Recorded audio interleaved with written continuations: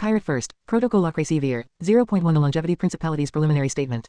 A. Subaquatic. Archipelago of sovereign nodes, civilization is a living laboratory. See the longevity principality.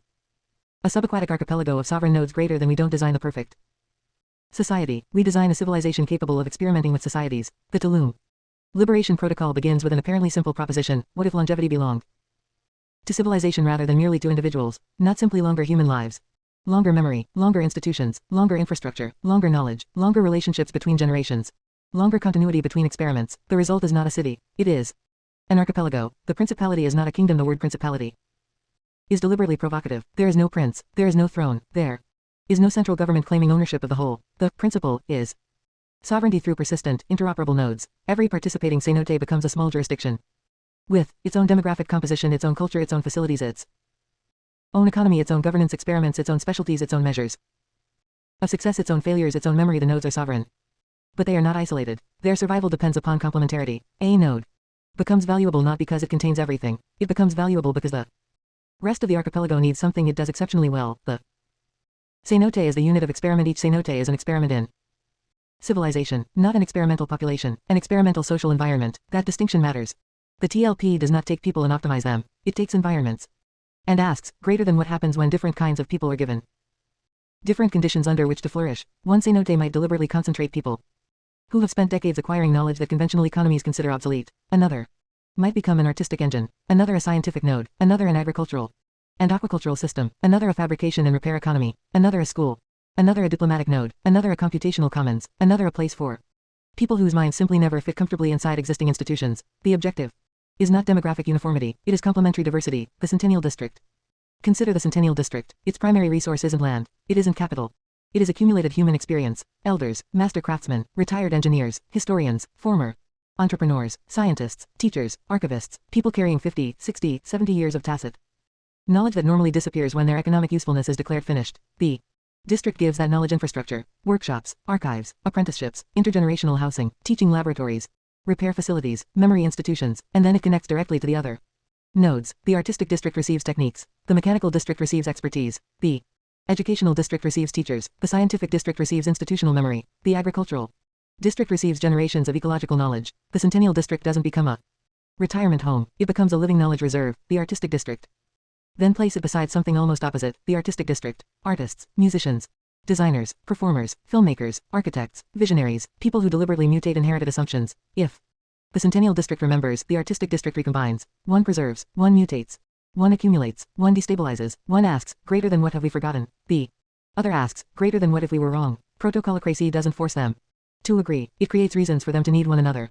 The unlike minds. This is where the principality becomes genuinely pirate. The TLP should reserve space for people who don't fit, not because every eccentric is a genius, some aren't. That's precisely the point. A society capable of experimentation cannot know in advance which unusual minds will prove valuable. The obsessive, the eccentric, the inconvenient, the failed entrepreneur, the disgraced expert, the artist nobody understands, the person whose expertise became useless in one economy but indispensable in another, the exile, the contrarian, the person who simply refuses to become normal. Protocolocracy asks a different question from conventional institutions, not greater than where do you fit, but greater than what environment might make your difference useful. Daniel Ortega's discovery. This is where Daniel Ortega becomes essential to the mythology. Daniel begins with the vocabulary of the old system: optimization, procurement, infrastructure, efficiency, resilience, vendor dependency, cost, return. He understands buildings as systems, and initially, that's exactly what the treehouse is: a highly resilient piece of infrastructure, local power, local water, local food, local maintenance, local computation, local manufacturing, graceful degradation, no critical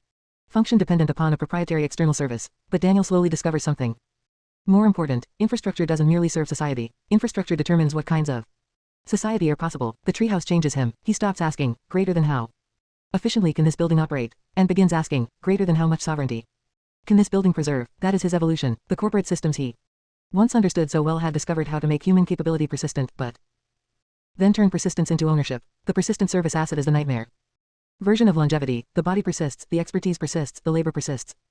The corporation persists, but sovereignty disappears. The TLP must therefore solve the opposite problem. How do we make capability persistent without making people property? That becomes one of Protocolocracy's founding questions. The PSA lesson. The life cycle stack is what happens when persistence becomes extraction. A human being becomes a durable service layer. Their knowledge becomes transferable. Their skills become redeployable. Their biological substrate becomes recoverable. Eventually even death becomes an accounting Problem. The system becomes extraordinarily efficient precisely because it has eliminated the concept of ending. PSA's horror is therefore not that the technology fails. It is that the technology works. It makes human capability persistent, and then asks who owns the persistence. The longevity principality answers, greater than nobody owns. The person, greater than the node owns its infrastructure, greater than the community owns its institutions, greater than the individual owns their identity, memory and contribution, greater than the network owns nothing that it cannot legitimately be given. That last principle is crucial. The protocol layer every node shares a small constitutional layer. Non-aggression no node may use force to acquire another node. Freedom of exit you may leave. Voluntary association participation must remain voluntary. Transparency the important workings of the node remain inspectable. Sovereign jurisdiction each node governs its own social model. Interdependence trade, knowledge and services flow between nodes. Protection of the commons water, ecological systems, knowledge and future generations cannot simply become disposable assets. Right to experiment different nodes may try different ways of living. That final principle changes everything. The social layer below the shared protocol, almost anything can differ. Demographics, culture, governance, economics, architecture, education, healthcare, food systems, technology, religion or philosophy, work, family structures, art, leisure, even definitions of prosperity. The protocol establishes the minimum conditions for coexistence. The node determines what happens above them. This is the crucial distinction. Protocolocracy does not standardize society. It standardizes the ability of societies to coexist. The archipelago is evolutionary engine. The nodes therefore become a civilization-scale evolutionary system. Variation. Different communities try different things. Selection. People observe which arrangements work. Migration. People move toward systems they prefer. Replication. Successful protocols spread. Mutation. A successful idea changes when another node adapts it. Failure. A failed experiment doesn't have to destroy the civilization. It becomes data. The archipelago learns. The experimental life. A citizen does not necessarily spend an entire lifetime in one node.